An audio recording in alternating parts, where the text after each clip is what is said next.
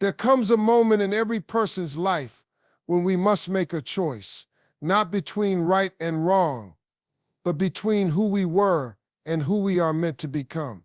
The title of this message is bold, it's provocative. Kill the boy and let the man be born. Kill the boy and let the man be born is not a call to reject our youth, but to transcend it. It symbolizes one of life's most crucial transitions, a personal evolution from immaturity to maturity, from passive existence to intentional living. This transformation is not marked by age, a job title, or physical strength, but by a profound shift in mindset, behavior, and inner character. The boy represents more than just a phase of life. He embodies a state of mind, one defined by dependency, insecurity, entitlement, and emotional reactivity. The boy fears responsibility because it means being held accountable. He often relies on others to make decisions for him, to pick him up when he falls, to validate his worth. He's shaped by impulse, distracted by instant gratification, and driven by ego. But to kill the boy is to confront those inner limitations and outgrow them. It's to recognize that we cannot stay who we were and become who we are destined to be at the same time. Transformation begins when we no longer find comfort in excuses, when we get tired of blaming our past, our parents, our environment, when we realize that no one is coming to save us, and that it's not because the world is cruel, but because we are capable of saving ourselves. Letting the man be born means choosing growth over comfort. It means stepping into the unknown, taking responsibility for our actions, our relationships, and our future. It means becoming the person who can handle pressure without folding, who can feel pain without turning bitter, and who can lead not with force, but with integrity. This transformation is messy. It doesn't happen overnight. It's a process filled with internal battles between who you've been and who you need to become. It often involves grieving the version of yourself that was once familiar, even if it was flawed. It involves embracing discomfort, standing alone, and sometimes failing forward. And yet, every great man, every truly grounded and mature individual has gone through this rite of passage, this symbolic death and rebirth. It's not about perfection, it's about progression. It's about answering the call to rise above the limitations of boyhood and begin living with intention, wisdom, and strength. One of the clearest signs that the boy is still alive within us is our relationship with accountability. Boys avoid it. Men embrace it. This shift from making excuses to taking full ownership is foundational in the journey of becoming. The boy, when faced with failure or challenge, instinctively looks outward. He points fingers. He blames circumstances, other people, bad luck, or even timing. The boy says it's not my fault, or I would have done better if only. He has a reason ready for every shortfall. Excuses become a shield to protect his ego, a way to avoid discomfort or judgment. It's safer to appear innocent than responsible because responsibility implies obligation, and obligation implies growth. But here's the truth. You cannot grow where you won't own. You cannot change what you refuse to claim.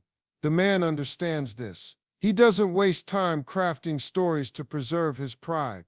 He doesn't live in denial or hide behind justifications. The man sees mistakes as mirrors, not weapons. He asks himself, what did I do? What could I have done differently? What am I learning? He understands that accountability is not punishment, it's power. Power to change, to improve, to rise. Accountability is also the beginning of true freedom. The boy is trapped in a reactive state, always depending on others to shift so that he can feel better, do better, or be better. The man, however, takes control of his narrative. He realizes that while he can't control everything that happens to him, he is entirely responsible for how he responds, and that response defines his character. This doesn't mean the man never falls short, quite the opposite. He fails, but he owns it. He confronts it. He learns from it. That's the difference. It's not about never making mistakes, but refusing to let those mistakes define you or become your excuse to remain stagnant. This shift also transforms relationships. The boy's inability to accept responsibility creates friction, blame, defensiveness, avoidance. But the man fosters trust, because people around him know he will stand in his truth. He'll apologize when he's wrong. He'll take the lead when things go sideways. He won't ghost hard conversations. He faces them head on, not because it's easy, but because it's right. Internal accountability also brings clarity. When you stop making excuses, your path becomes cleaner, even if it's still hard. You're no longer wasting energy trying to bend reality to fit your comfort. You accept it. You adapt. You act. You move. And in doing so, something changes, not just how the world sees you, but how you see yourself. Fear is one of the most powerful forces in our lives. It can either paralyze us or propel us. The difference lies not in the absence of fear, but in our response to it. This is where the divide between the boy and the man becomes most visible. The boy sees fear as a stop sign. As soon as he feels discomfort, resistance, or the possibility of failure, he retreats. He chooses safety over growth. He delays difficult conversations. He hides from challenges that might expose his weaknesses. He'd rather stay in the shallow end, where his feet touch the ground, than risk diving into the deep end, where real strength is built. But here's the truth. The boy's comfort zone is not safe. It's a cage. And every time he runs from fear, that cage grows smaller. The man, on the other hand, sees fear differently. He understands that fear is not the enemy. It's a signal. It tells him where he needs to grow. It reveals the places inside him that are still untested, unhealed, or underdeveloped. He doesn't wait for fear to go away before he acts. He moves forward despite it. He walks into the fire, not because he's reckless, but because he knows that courage is forged in heat, not in comfort. Facing fear isn't always about dramatic, life-altering decisions. Sometimes it's choosing to speak your truth when your voice shakes. It's admitting you're struggling when your pride wants to lie. It's applying for something you feel underqualified for, or showing up when you'd rather disappear. These moments define a man, not the absence of fear, but his refusal to be ruled by it. This shift is internal. The boy is driven by the need for approval, which often fuels his fear. He's afraid of being rejected, of looking weak, of being exposed. So he performs, he hides, or he pretends. But the man recognizes that the fear of what others think is a prison, and he chooses to live from a place of authenticity instead.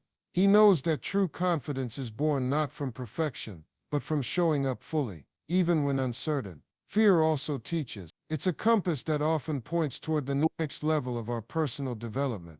If it scares you, it probably matters. The man leans into that. He trains himself to recognize the difference between danger and discomfort, and he learns to live in the space where growth happens, not where it's easy, but where it's meaningful. And something incredible happens when you face fear repeatedly. You build trust in yourself, not because life gets easier, but because you realize you're stronger than you thought. Every time the man faces fear, he takes back power that once belonged to it. He proves to himself that he can stand tall, even when his knees shake. One of the defining traits of boyhood is the quiet, often subconscious belief that the world owes us something. This is entitlement, the expectation of rewards without effort, recognition without responsibility, and success without sacrifice. It whispers, "I deserve more," even when nothing has been earned. It's an attitude shaped by comfort, reinforced by comparison, and kept alive by ego. The boy believes that things should come easily. He expects life to be fair, people to accommodate his feelings, and circumstances to align with his desires. When they don't, when hardship strikes, when things take longer than expected, when doors don't open, he feels wronged, cheated, even bitter. He may blame the world, or worse, lose motivation altogether. Why try, he thinks, if I don't get what I deserve? But entitlement is a lie that keeps you small. It tells you that your potential is capped by what others give you, instead of what you build. It convinces you to wait instead of work, to wish instead of act. The man doesn't live this way. The man has killed that part of himself, the part that believes rewards are guaranteed. He understands that no one owes him anything. Not love, not opportunity, not success, not comfort. He doesn't move through life expecting handouts. He moves through life taking initiative, embracing the grind, and finding pride, not in what he's given, but in what he earns. Letting go of entitlement is both humbling and empowering. It's humbling because it strips away the illusion that we're special just for existing. It forces us to confront the gap between who we think we are and what we've actually proven through discipline and consistency. It's a hard truth, but one that clears the fog. And it's empowering because when you stop waiting to be given, you start realizing you can go and get. You learn to build, to lead, to persist.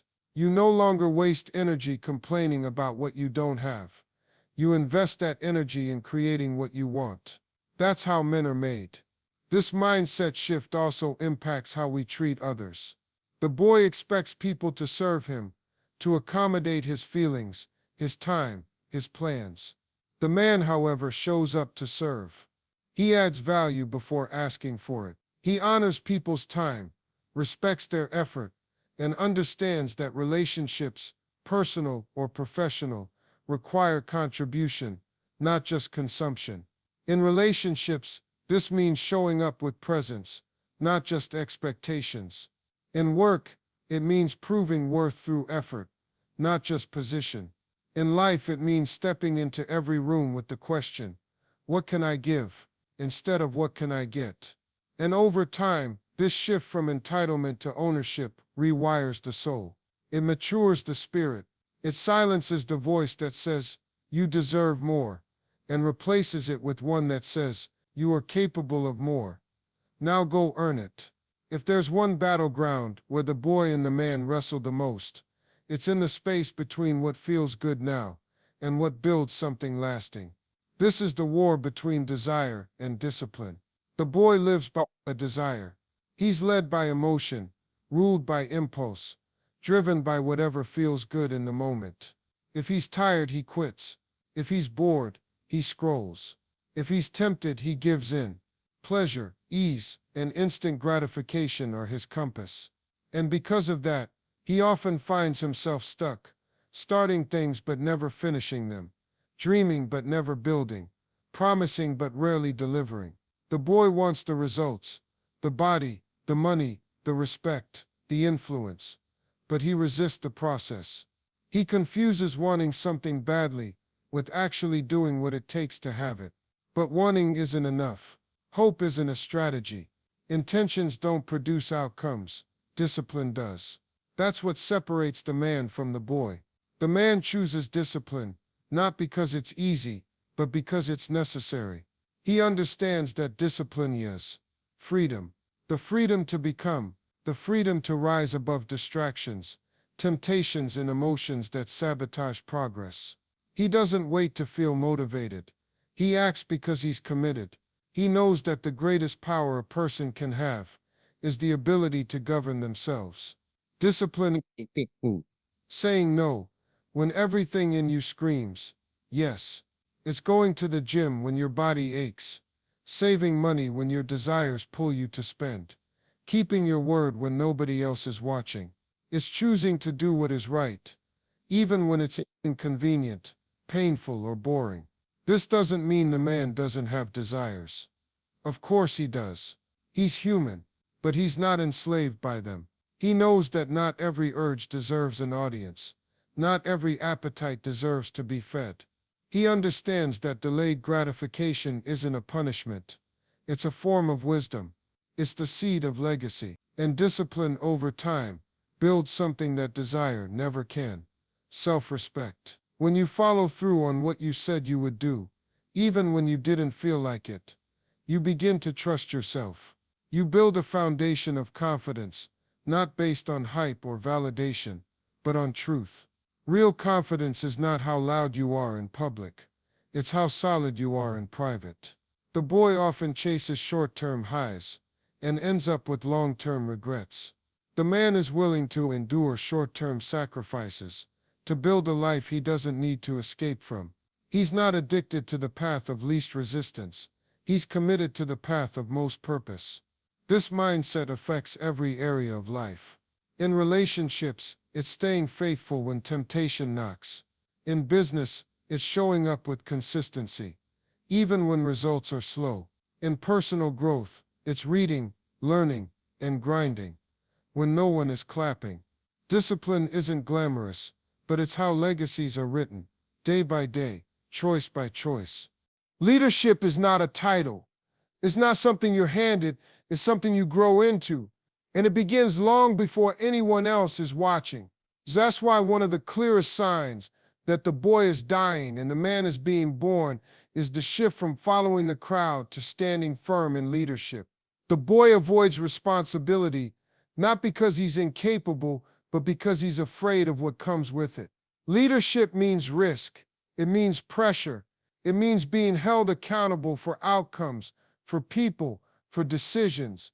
The boy would rather stay in the back, commenting, criticizing, or coasting, than risk stepping forward and being responsible when things don't go as planned.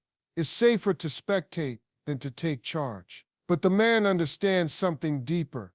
Leadership isn't about control, it's about service. It's about showing up for others, not because it's convenient, but because it's needed. It's about choosing to carry weight, not to look important, but to create impact. The man doesn't lead for applause. He leads because it's who he's becoming. And leadership starts with the hardest person you'll ever have to lead, yourself. Before you can guide anyone else, you must guide your own thoughts, habits, emotions, and decisions. The boy reacts. The man responds. The boy blames others for chaos. The man creates order within himself. First, self-leadership means setting standards, staying consistent, and doing what's right even when no one is watching. That's the foundation of credibility, and without it, you can't lead anyone else with integrity.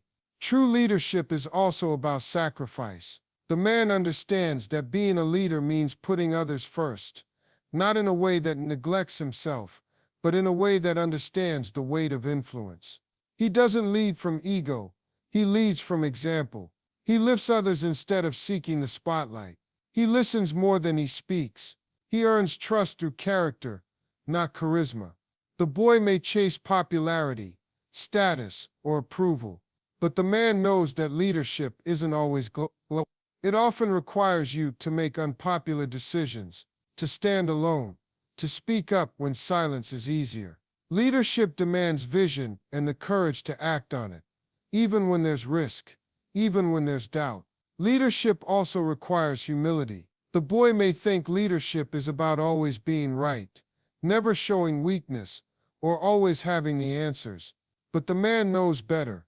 He knows that real strength is in learning, in admitting when he's wrong, in surrounding himself with people who challenge him, not just cheer for him. He seeks wisdom, not validation. He builds teams, not fan clubs. He mentors, invests, and uplifts others, not just for their benefit, but because he knows leadership is a multiplying force. And perhaps most importantly, the man understands that leadership is a lifestyle, not a moment. It's how he shows up in his family, his relationships, his work, his community. Whether anyone sees it or not, the man leads because that's who he's chosen to be. The boy lives for today, for the moment, for the next thrill, the next dopamine hit, the next distraction that keeps him from facing the bigger questions. His focus is short-term. How can I feel good now?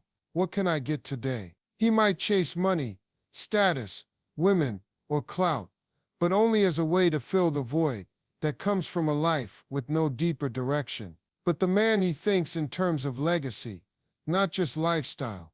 A lifestyle is how you live. A legacy is what you leave. The man begins to ask questions the boy never thought to consider. What am I building?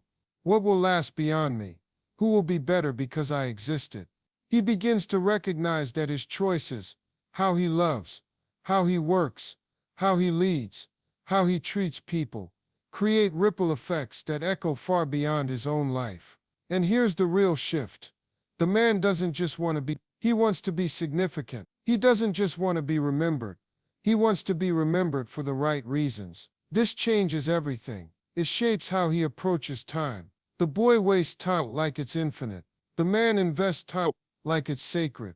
He realizes that every day is a brick, and he's either building something meaningful or wasting the chance to. Legacy isn't something you stumble into when you're old. It's built in the mundane, in the everyday moments, in the quiet disciplines that nobody sees. The man also starts to think generationally. He wants to break cycles, not repeat them. He wants to leave his children better than he was left. He wants to build character they can inherit, not just cash. He starts thinking about reputation, about principles, about how to live in a way that would make his younger self proud and his future self respected. Legacy isn't only about family either. It's about the people you influence, the lives you touch, the values you live by.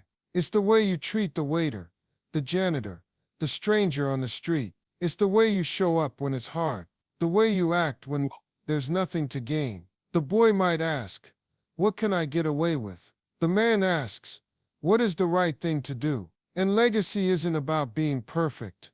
It's about being real, being consistent, being impactful. It's about owning your story, using your scars, and letting your life become an example of what's possible when someone refuses to settle for mediocrity.